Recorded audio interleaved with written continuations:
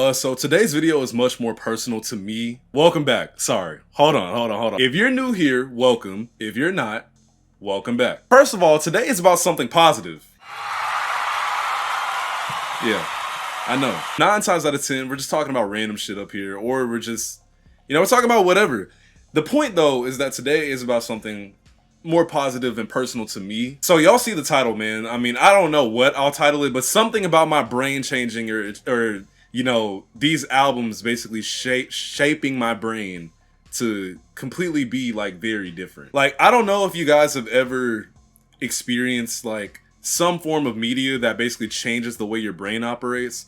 For me, that's usually music, and we're gonna talk about some rap albums that literally did that for me, right? The only negative thing I'll probably say, it is a UVXCX video, so don't expect to see no damn So Far Gone or Good Kid, Mad City. It's not one of those, bro. Like, Illmatic, no. So for those of you that have not skipped ahead to the first album, because I will put timestamps, because I don't know how long this video is going to be, I do just want to say thank you for clicking on my video. Join my Discord in the description. Mainly follow me on Instagram. Get me out of the 10s jail, bro. I want to be in the 20s so bad. And hope you enjoy the video, man. I love all of you. First one we have here, not gonna lie, Yeezus by Kanye West, releasing on Tuesday, June 18th, 2013. Oh God. Now listen, y'all. Listen. I completely understand, the mainstream's disapproval of this album. What I never understood, though, was the Kanye West fans' disapproval of this album. This album came out after 808s and Heartbreak, and for my younger viewers, y'all probably wasn't really conscious for that, because I was barely conscious for that. But one thing I do remember is my mom playing the shit out of some Kanye West all the time. So I remember 808s and Heartbreak like that, you know what I'm saying? Listening to 808s and Heartbreak, you kind of would already... I feel like you shouldn't be that surprised that Yeezus went the direction that it went in, you know what I'm saying? Like Say You Will could have definitely went on Yeezus. Dare I say Love Lockdown probably could have went on Yeezus. If we just keeping it a buck. Like, now, do I think Yeezus is Kanye's best album? Fuck no. No, definitely not. Not by miles. But this album is the only album by Kanye West to ever impact my brain. And that's what the video is about, right? Track 1, On Sight. You're literally... The best way I could explain the first thing you hear when you click on this album, or play it, whatever, is you being thrown into a blender full of rocks, Sprite, and noise. That's the first thing you hear when you click on this album. And I love every second of that song. I really do. One thing I will say that I guess about this album that I could get why people wouldn't like, but now, is that some of the lyrics and flows feel so dated on this album. Like, I think on my favorite song of that whole album, I'm In It, he was like, black girl sip of white wine, put my fist in it like the civil rights sign, something like that. And it's just like, okay, first of all, that's a fucking bar, but I could get why, like, somebody would hear that and just be like, bro, cut this off. Like, I'm In It is one of the best. I'm not gonna fake. It's my favorite Kanye song of all time. I'm so sorry. It just is, because it's mine. Okay, you can't get mad at me for what I like. You can't do that. Yes, you can, because I do that with y'all all the time. So if y'all want to get on my dick about that, fine. I remember another complaint about this album being that, like, it felt rushed or whatever. And it's like, if I gave all of these niggas, all these rap niggas, like years worth of time, y'all could not do what Kanye West did in 2013. You can't do it. You wouldn't be able to do it. And it's just like, how is it rushed? You know what? I'm gonna go on a rant. Let me not do that. Yeezus also didn't have that Hey Mama moment. It's kind of just a bunch of bangers on the album, and no real like hits. But the thing is they're all bangers. To me personally, like, I've always been more into just industrial music, speedcore music, splittercore music. Y'all probably don't even know what that is, but I've just been more of a an experimental kind of music listener. And we're probably, along as this video goes along, you'll probably understand why. The thing about Yeezus too is that it's so out of left field for Kanye West, I guess. Because, you know, this is post graduation. So like, I can understand why rap fans at that time were like, this sucks. Like, what is this? Because this is the same dude that made Graduation. Like, there's just no, you know, there's no way around that. But you got to think about like how influential this album actually is. Like the JPEG Mafias and who else? Like Death Grip, stuff like that just would not exist. I feel like, or they wouldn't have as much of a standpoint on hip hop as they could without Yeezus, in my opinion. And maybe that's a hot take. I don't really care though. I would also definitely say Yeezus is a much more darker album, with literally just him and his ego and how he hates being famous, which I could really sit up and talk about this album for so long. I really could. Big Fish Theory, Death Grips, JPEG Mafia, like, I could go on and on about this album, but you know, most of y'all who hate this album have probably skipped over this section to the next one, so I'm gonna just try and wrap it up in a little bow for you, okay? Because I could go on and on. I feel like the way this album shaped me is, it made me feel like Yeezus made me feel like I could be that nigga without anybody else agreeing that I could be that nigga. That's the best way I can explain it. Also, because I'm a producer, it also changed the way I made beats for sure. Oh, and my favorite song, I already said it, but it's I'm In It by Kanye West. That's my favorite song off this project. Speakerboxx, Love Below by Outkast, releasing on Tuesday, September 23rd, 2003. First of all, look at this cover. Chef's fucking kiss. Second of all, dare I say, one of the most influential albums in hip hop of all time. I will die on that hill. Actually, I'll actually die on that hill. Don't care. If you pause this video and go listen to the song Prototype off of this album, it's funny because it's the literal prototype for the Frank Oceans and the Steve Lacy's, and you know, like, oh my god, I love Outkast so much, bro. If I remember correctly, I think the first song that Tyler, the Creator, ever learned how to play on piano was a song off of this album. Track 15, She's Alive, yeah.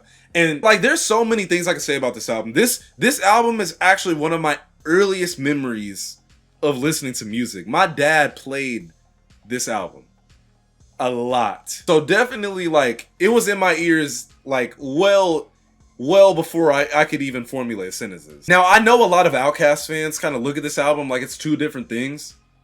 Which, yeah, you're supposed to. That's why there's a literal slash in the middle of it. But if you don't do that for a second and just look at it as its own thing,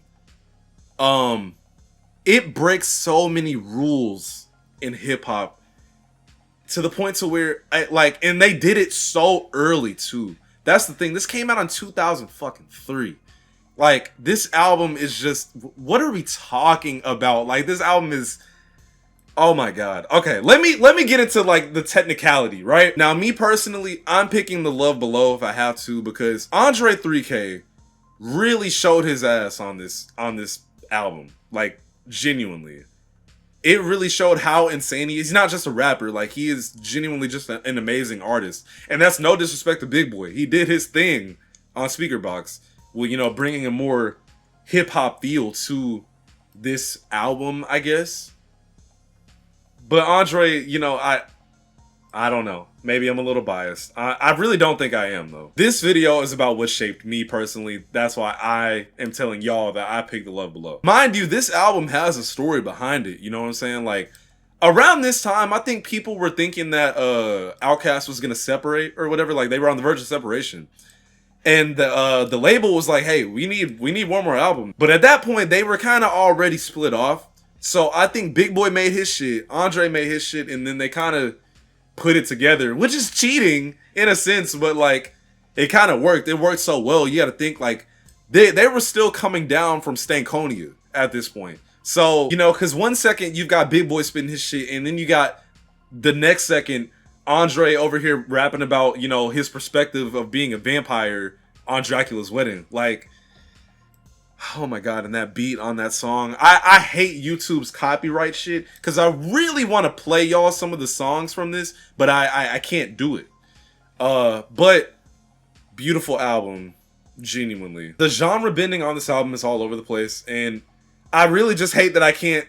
But at the end of the day, honestly, if you've never heard the albums I'm going to talk about today, I really want you to go sit up and do whatever it is you got to do, but I want y'all to listen to these albums. That's the point. How this album shaped me, I don't know how to explain it, man. It's just like, I'm just way more into alternative music, and I think The Love Below and Speakerboxx definitely had a huge part in why I like more alternative shit. Because while there is rapping on there, like, there's literally just a song on there that's like a damn near like a D&B instrumental. My favorite things. It's amazing. Dare I honestly say, I think this album made genre bending in rap way more acceptable. Like, this came out in 2003, y'all.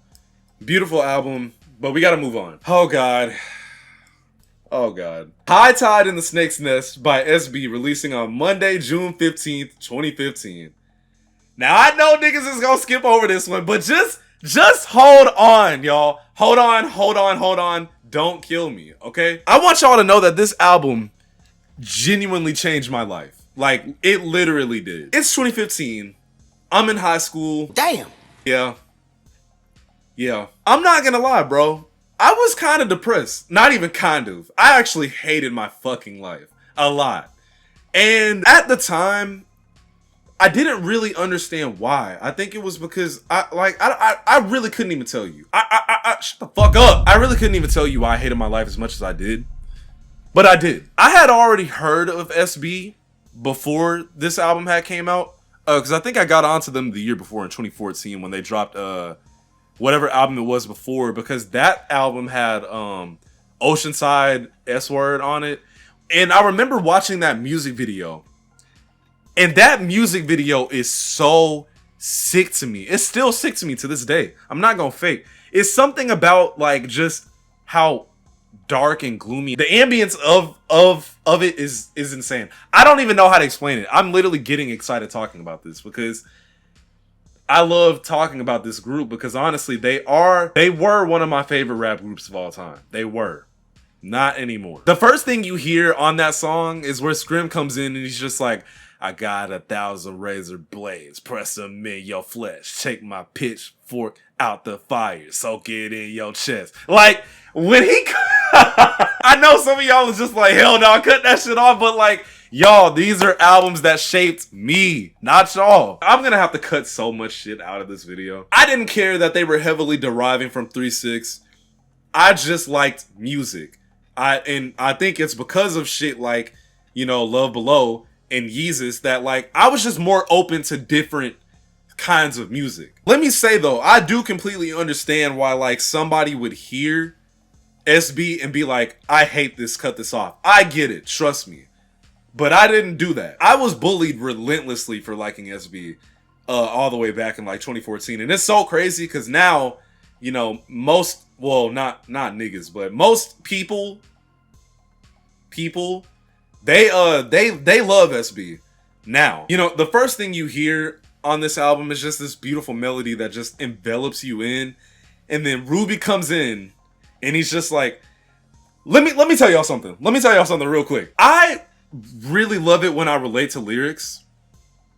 And this whole album is very relatable. The first thing you hear on this album is Ruby saying, what I hate most in this life is a long night. 4 walls and no calls and no lights, but the moonlight creeping through the blinds, ceiling fan on high spin, and I'm beginning to believe that tonight is the night. You know, talking about him, you know, I felt that! Chat, I felt that, okay? I felt it. If you have ever wanted to get up out of here, you would understand that, like, man,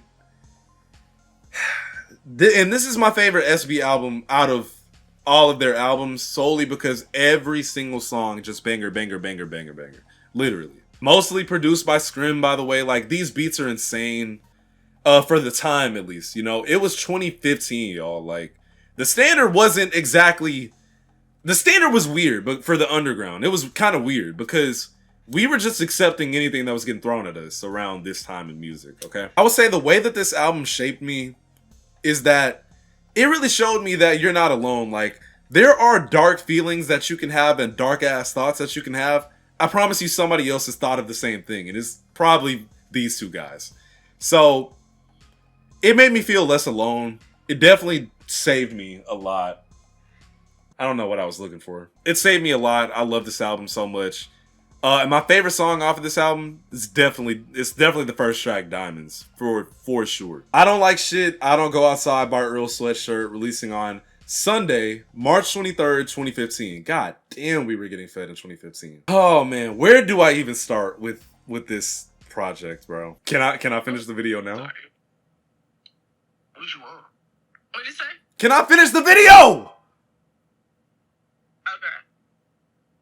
All right, I'm gonna call you back. Can't even apologize. All right. You don't. Yo, this nigga said whatever?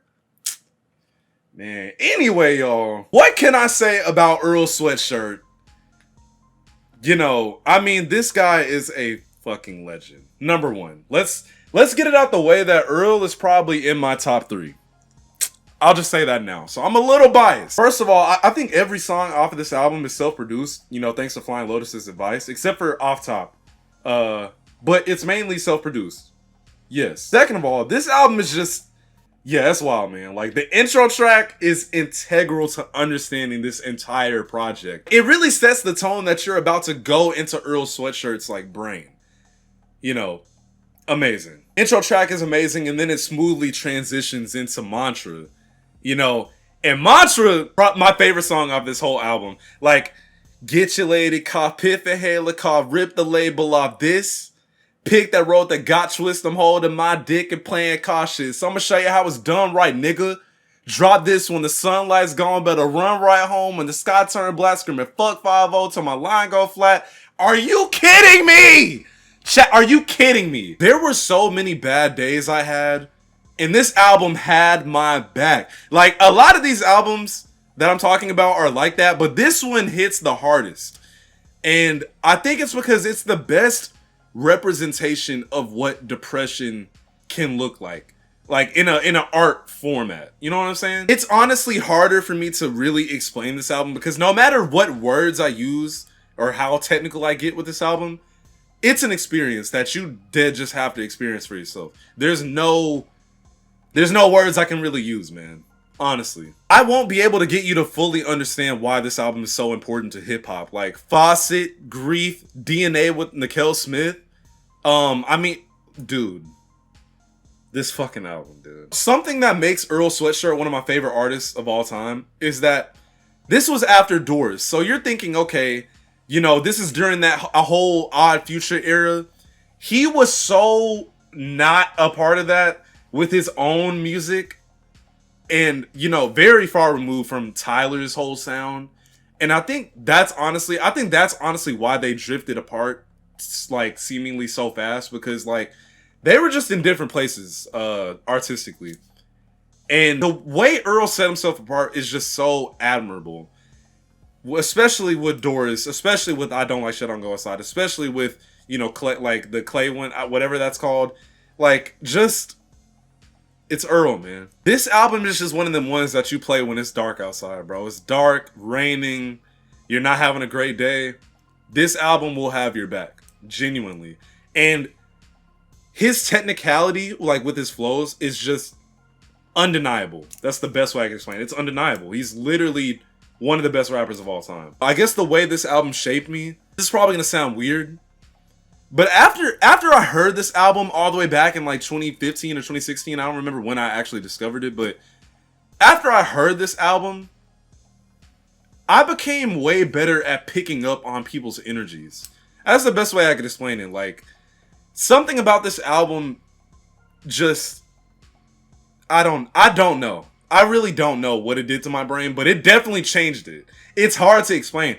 You literally just have to go listen to this album for yourself. That's the best way I could explain it, unfortunately. Down to every chord and lyric, I hate that I can't get more technical with why this album is so influential, why it's so amazing. But it shaped my brain, bro. That's the best way I can explain it. In a very different way, not a good way or a bad way. It just changed the way my brain operates, bro. Like, just an amazing album. And I could sit here and go on and on and on about this, but we gotta move on, man. We gotta move on. I think I already said it, but my favorite song off this album is Mantra, hands down. Or DNA. Indigoism by the Underachievers, releasing on Friday, February 1st, 2013. You want to talk about rap music? You want to talk about crazy bars? You want to talk about crazy beats? This rap duo from Flatbush. Oh my god. Where do I even start with this? I think this is one of the best albums I've ever heard in my life. First of all, the cover art. Chef's kiss yet again. And it's called Indigoism. I think I'm gonna just watch this. It's like Indigo is basically like the movement that we represent. We're trying to bring a new age conscious to like our generation because we feel like our generation is like already ready to like be in tune to enlightenment. So like Indigo is the name that we use because it makes it easy for people to gather information on it, but it's like it's more just for our generation. So it's like that's where the indigo part comes from. It's like supposed to do with your chakras and a certain color of your chakras, and that's what our generation represents. I decided to get baptized because I was trying to like find out like about God or whatever. And then after that, I just realized that that was really garbage when I was like 13 or 14. And then like my father's like he follows Buddhism a little bit. So like I just started grabbing books about Buddhism, and from there I just realized that like God doesn't have to be like through religion, you know what I mean? Like it's like a philosophy that you can find by yourself, and I feel like you're supposed to find it by yourself. Yeah. It's crazy how the whole conglomerate actually came to everything together, because it's like from me and Steve throwing back ideas over the indigo things or whatever, he told the whole forever and they got on it. Okay. And then like me, Juice, and Meech been moving consciousness for like 8 years now. So one of the first things you notice when listening to this album is they didn't come to flex on you and shit like that. They don't care about that. They came to deliver a message. A message that there's just more important things to be concerned with. If you watch the clip, they kind of explain that they put the whole conscious rap thing onto Capital Steez, and he kind of ran with that with the whole pro era basically. And that whole third eye open mind shit came from these guys. Like, they weren't the first to do it in rap, I ain't gonna say that, but they were pushing it pretty heavily, and I think they started that whole wave, like, honestly, along with Flatbush Zombies and, you know, that whole era of music, that whole boom bap New York, you know, style of rap. Again, I can't even get too technical with this album, and I'm trying not to make this video too long, so I'm gonna try and wrap it up here. But the main thing I actually want to talk about with this album is how it shaped me. And you could honestly attribute this to my entire channel's, you know, identity as being Universe or whatever, is that they made an album that was so good for the kids like me who were just so confused about, is there more to life than just get a job, make a family, die? You know what I'm saying? Like, they were pushing that there's more to life than just that. Like, you know, and when your mind is ready for it, your mind will be ready for it. And it's a whole rabbit hole I could really go down right now about why I named myself Universe and all this different nonsense and how I believe in chakras and energy and karmic effect, all these different things. But because I was 12 when this came out, this album really pushed me in that direction of, because, you know, I don't want to get into religion or anything like that, but, and I really don't even want to tell y'all where I align with all that stuff, but just know that this album pushed me towards what I fully believe in right now.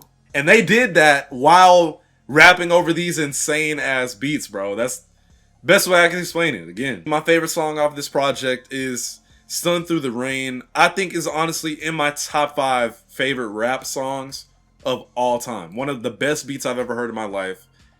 And one of my favorite songs just overall. Lyrics, delivery, everything. I love Indigoism a lot. Last but definitely not least, Red Teenage Melody by Night Lavelle, releasing on Monday, June 13, 2016. Alright, hot take, and I don't give a fuck what you think. I think this is the best underground rap album of all time. No debate. I mean, we can debate about it, but I'm dying on the hill. I don't care. You can bring up anything from Bones, SB, Black Cray, who else? Young Lean, I don't care. This is the best underground rap album of all time. First of all, as a trap album, these beats hold up today in 2025, almost 2026. These beats hold up today. You know, with prog credits like Black Sand, Dylan Brady, oh my god, Blank Body, and you know, Dylan Brady is one half of 100 Gex, but most of y'all are just like, who gives a fuck? We don't like 100 Gex. We're here for rap music, not, you know, hyper pop noise. I get it, but I guess I can just explain why I think it's the best underground rap album of all time. Concept Vague is literally Night Lavelle's first album. Came out in 2014. When I tell y'all it is an unskippable album, I genuinely mean that. If you've never heard this album, go listen to it. But the thing about Red Teenage Melody is that it's that album, but like with patch updates. Like, it's like Night Lavelle took every amazing thing from Concept Vague and put it in Red Teenage Melody, but with more energy, I would say. Fuck. Alright, hopefully that's the last cut. This camera is so ass. But it's just the perfect album because it's not, it doesn't have a story to it. There's no overarching message. It's just music. It's very good music. I think he nonchalantly created the perfect trap album. Genuinely. Came out 2016. Like, it's goated. Long story short. The way it shaped me was just, it just changed the way I listen to music. I still play it around people to this day. And most people don't really remember this album like that, even though every song has like millions of plays and the music videos have millions of plays. But like, overall, I still play this album at least once a week. And I genuinely have been playing this album at least once a week since 2016. And I know some people might go like, Night Lavelle, oh, that's so dated or whatever. But like, no, this is timeless music. And my favorite song, I'm trying to wrap this up quickly, but my favorite song off of this album is probably that's hard. That's the first time where it was actually hard to say. I would say between Barbie Doll and Ride Your Swing. Just listen to those songs. Beautiful album. I'm so hungry. I need to cook. If you did enjoy this, if you made it this far into the video, because I don't know how long this is, but if you made it this far, thank you so much for watching this entire thing, watching me just glaze music. Because usually I'm hating on it, but this time around I thought I'd talk about something I actually liked. If you guys did enjoy this video, please follow me on Instagram, join the Discord description, tell me your favorite rap album. I'm usually in there like 24/7, so that's really all I got though. I don't know if this is gonna drop Saturday or Sunday, but whatever day you're seeing this, have a good one. I'm UVXCX. Later. I can't go back. Jump right in it. Somehow every time it's a problem, it always be me in the mix. Losing feelings, now I be choosing to hide. Sometimes I be needing this shit. Nobody coming to help. Y'all be honest, it's really just me and this shit. Broke each up, I can tell you be thinking about death. Every time you be swinging that switch. A bitch gon' choose as long as she see with money.